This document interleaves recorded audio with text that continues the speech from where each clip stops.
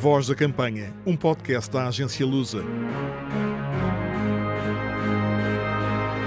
Olá, boa tarde a todos. Voltamos a mais um episódio especial da Voz da Campanha, um dia depois da ida às urnas.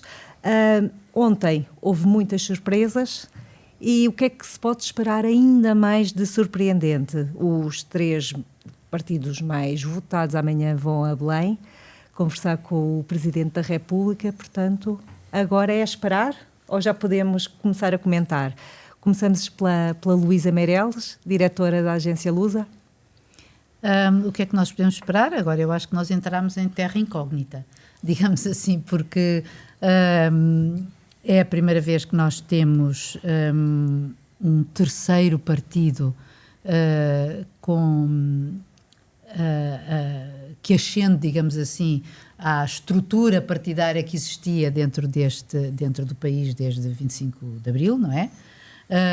Portanto, o Chega é um partido radical, populista, de direita, que rivaliza em número de deputados com o segundo partido, com o PS, no caso, que é um partido estruturante da democracia, como sabemos, e por isso, a partir de agora, é mesmo terra incógnita. Nós não sabemos como é que vai evoluir a situação em Portugal, até porque, digamos que aquilo que está dentro do Chega, a vocação do Chega é minar o sistema político, tem sido essa. Portanto, ele tem-se alimentado do tal ressentimento, tem-se alimentado do protesto, mas apesar disso tem vindo em crescendo, e nós não sabemos neste momento se ele de facto atingiu o seu teto. Mas nos últimos 6 anos ele subiu de 1 para 58 pelo menos, que são aqueles que ontem foram apurados, faltando ainda os da imigração. Por isso, eu acho mesmo que podemos esperar surpresas em termos até de governabilidade, mas isso também já é outra conversa. Pegando nas palavras da Luísa, Zé Pedro, o tripartidarismo instalou-se em Portugal desde ontem. Achas que vamos conseguir 4 anos de estabilidade com o governo AD? Ou a atual representação partidária coloca um grande ponto de interrogação para o futuro? Eu acho que a estabilidade está, pelo menos, é mais fácil garantir a estabilidade com este cenário do que o cenário anterior. E isto porque, se olharmos para os resultados, a AD, sozinha em número de deputados, tem mais deputados do que a esquerda toda somada. E isto é um dado bastante importante porque obriga... para chumbar qualquer medida, qualquer iniciativa legislativa da AD, passa a ser preciso que o Chega se alie à esquerda parlamentar. E isso será bastante difícil, talvez em questões como portagens e questões desse género possa acontecer. Na maioria dos casos, a AD vai conseguir com alguma facilidade fazer passar as suas medidas. A união do Chega com a esquerda parlamentar parecer-me um bocadinho contra a natura e, portanto, eu acho que nesse sentido a vida está um bocadinho facilitada. Eu acho que o Presidente da República, justamente amanhã, vai ter 2 preocupações. A primeira de curto prazo, saber se o programa do Governo vai ou não passar. Tudo indica que sim, se o Chega tiver o mesmo comportamento que teve há um ano atrás, que votou contra a moção de rejeição do programa do Governo do BE e do PCP, tudo indica que este ano fará exatamente a mesma coisa. Mas também temos que saber se a esquerda, com o resultado e com a derrota que teve, tenciona ou não apresentar uma moção de rejeição do programa do Governo. Não há... acho que é uma incógnita que e para isso teremos tinha de saber que o Chega votar lado a lado com a Isto esquerda. não é crível, há um cenário que eu acho que nem se coloca e, portanto, eu acho que aquilo que o Presidente quererá garantir a curto prazo é a passagem do programa do Governo, mas, na sua visão, com certeza, ele quererá ir mais longe e tentar perceber de que forma é que o Partido Socialista, em termos de orçamentos de Estado, de leis de valor acrescentado, poderá...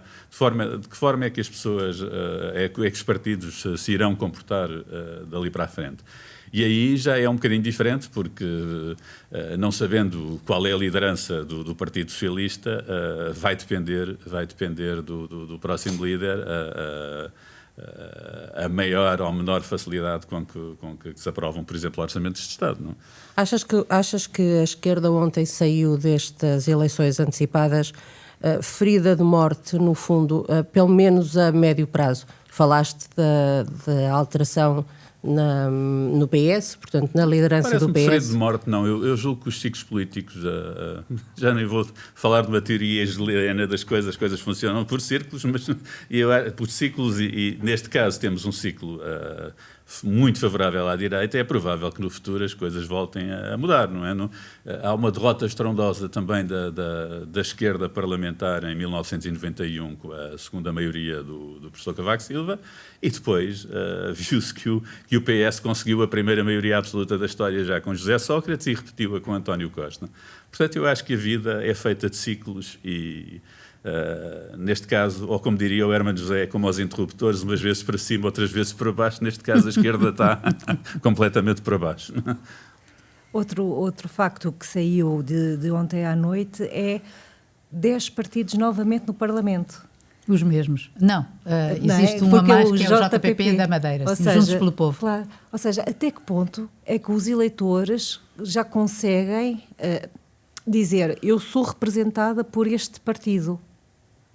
Porque há tanta diversidade e também vemos, por outro lado, a abstenção também a diminuir. Em que medida é que as pessoas estão a ir às urnas e dizer eu revejo-me nestas ideias, ou eu revejo-me neste líder, ou o panorama realmente em Portugal está mesmo a mudar?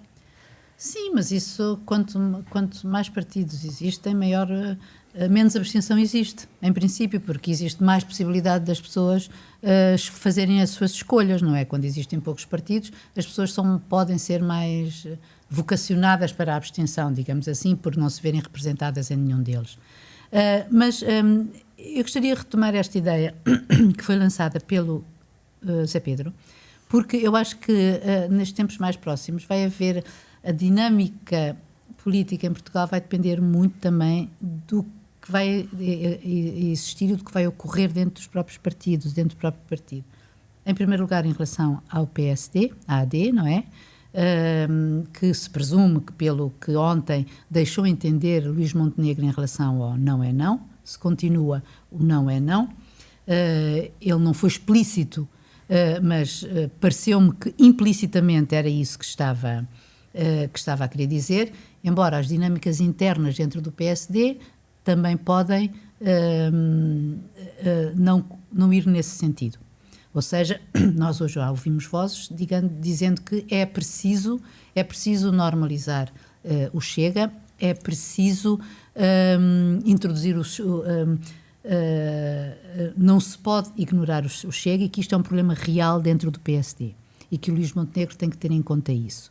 Por outro lado, dentro do PS, nós vamos ter José Luís Carneiro candidato, não é? No próximo sábado ele vai apresentar a sua candidatura, não sabemos se haverá outros, mas o PS está perante o dilema, digo eu, nem sei se é um dilema, quer dizer, ele está confrontado mesmo com a necessidade de, em relação a aquilo que pode ser uma mudança de sistema, sistemática, digamos, do nosso enquadramento político-partidário, de haver uma alteração de tal ordem que efetivamente o PS tem que ser um aliado, o PS e o PSD têm que ser aliados nas questões basilares de regime e provavelmente terá que ser, não sei se entraremos numa fase ou não, de exigência de acordos escritos. O António Capucho veio sugerir isso hoje no entendimento do Bloco Central.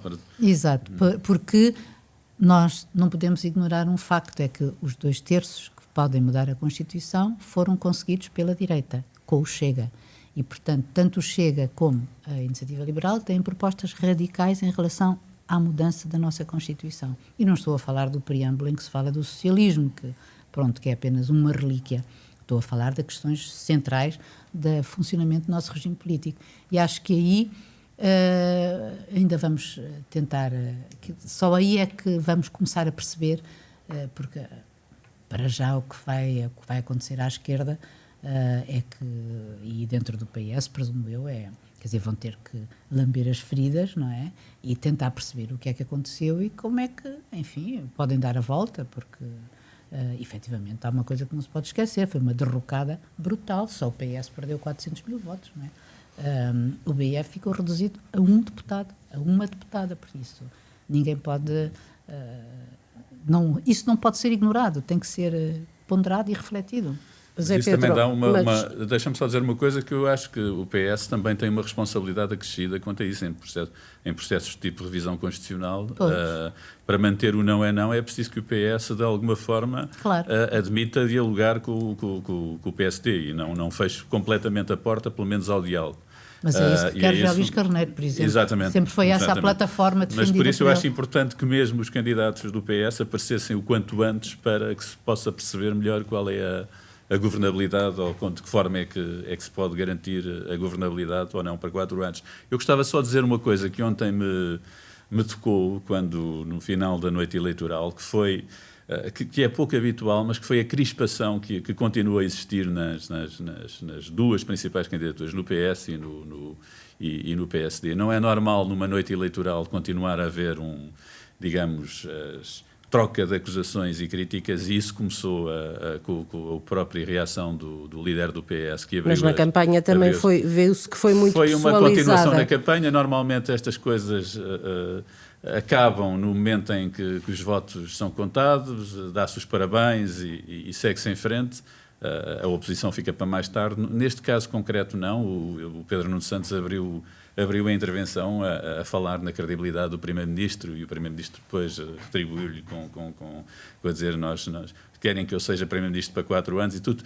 Eu acho que isso não foi um bom ponto de partida, pelo menos o que se pode concluir, no caso do líder do PS, ele vai sair, mas não foi um bom ponto de partida para garantir a governabilidade nos próximos 4 anos.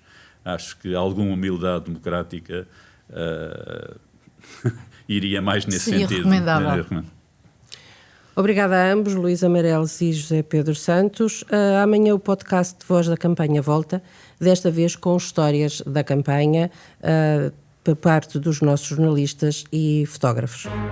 Cristina Cardoso e Paulo Lagarto dão voz ao podcast, uma produção da Agência Lusa durante a campanha eleitoral para as eleições legislativas. Disponível em lusa.pt e nas plataformas.